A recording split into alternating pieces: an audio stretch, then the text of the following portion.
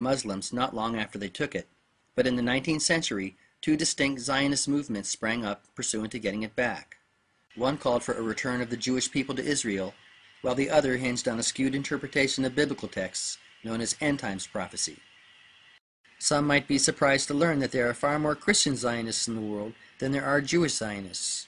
One of the first proponents of Christian Zionism and end times doctrine in Britain was, interestingly, a Drummond, while one of the movement's first leaders in America was Charles Taze Russell, whose followers went on to found the Jehovah's Witnesses.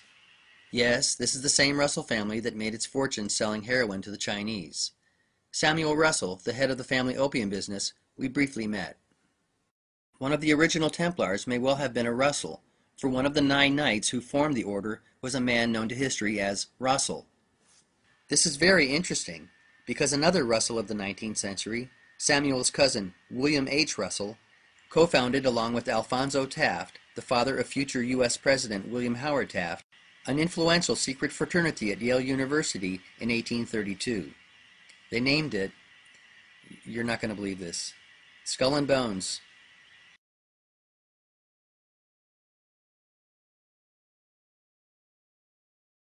Now we get to see how the Bush family fell in with the Harrimans and the Rockefellers. Many are aware that former U.S. President George W. Bush is an alumnus of the Skull and Bones fraternity.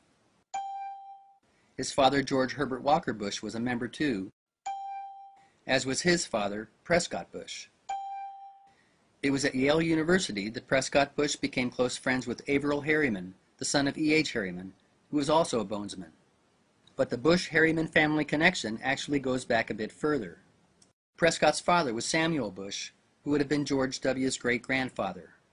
Samuel Bush was general manager and later president of Buckeye Steel Castings, a factory in Ohio controlled by the youngest brother of John D. and William Rockefeller, Frank Rockefeller. Buckeye Steel Castings made munitions and railroad hardware, the latter of which it sold to an associate of the company, E.H. Harriman. E.H. Harriman's son Averell had little interest in railroads, and instead of following in his father's footsteps after graduating from Yale, he decided to go into investment banking, forming W.A. Harriman & Company. He enlisted his friend Prescott Bush to join the company as a partner, and chose George Herbert Walker to serve as the bank's president. Walker was a well-connected investment banker in his own right, who was one of the directors at the American International Corporation. The year prior, Bush had married Walker's daughter, Dorothy. Their son, George Herbert Walker Bush, was of course named after Dorothy's father. Finally, we get to see where Brown Brothers fits into this quilt. After the crash of 1929, Brown Brothers merged with Harriman's Bank to become Brown Brothers Harriman. Time magazine announced the merger in 1930, noting that 8 of the 10 initial partners of Brown Brothers Harriman were all Skull and Bones alumni.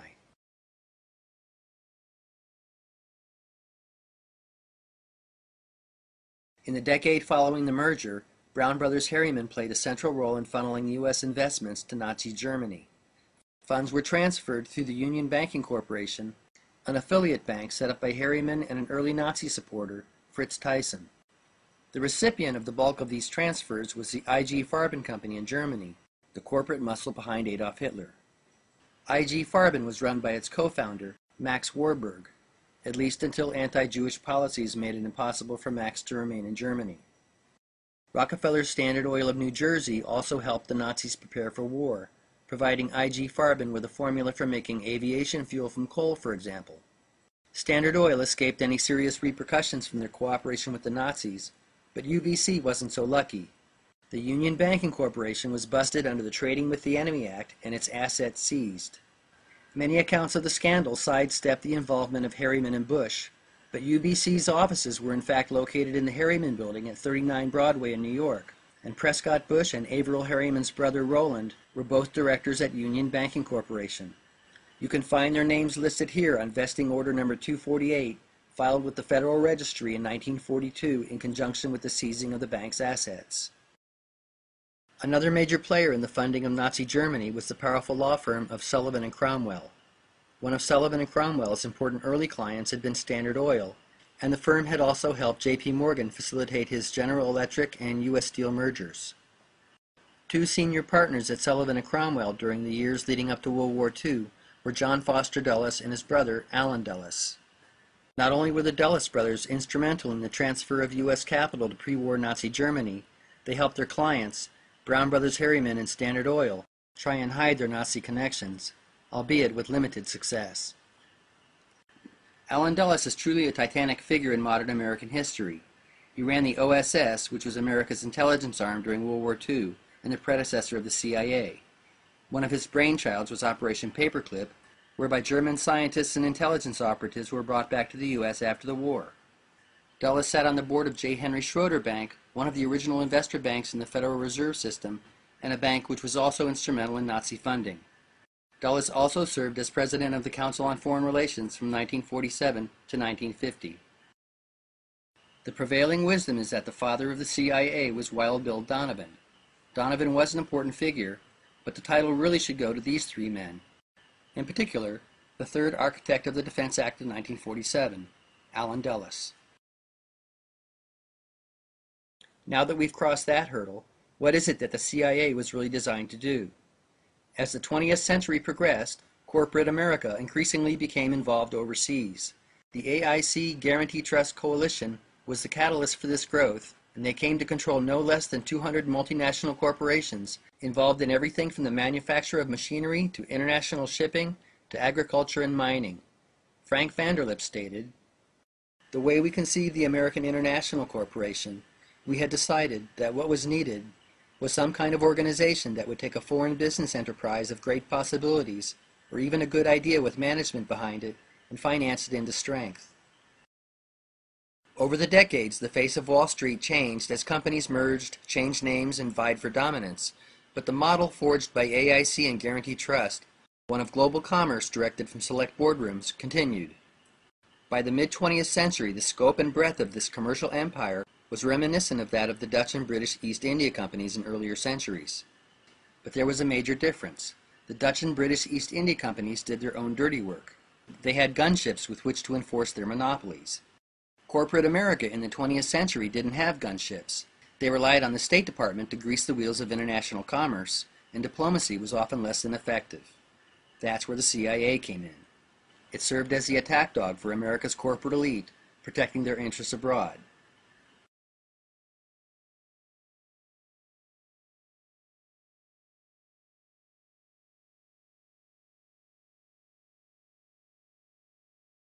The CIA's first major operation was in Iran in 1953, ousting democratically elected Mohammad Mossadegh in a coup d'etat.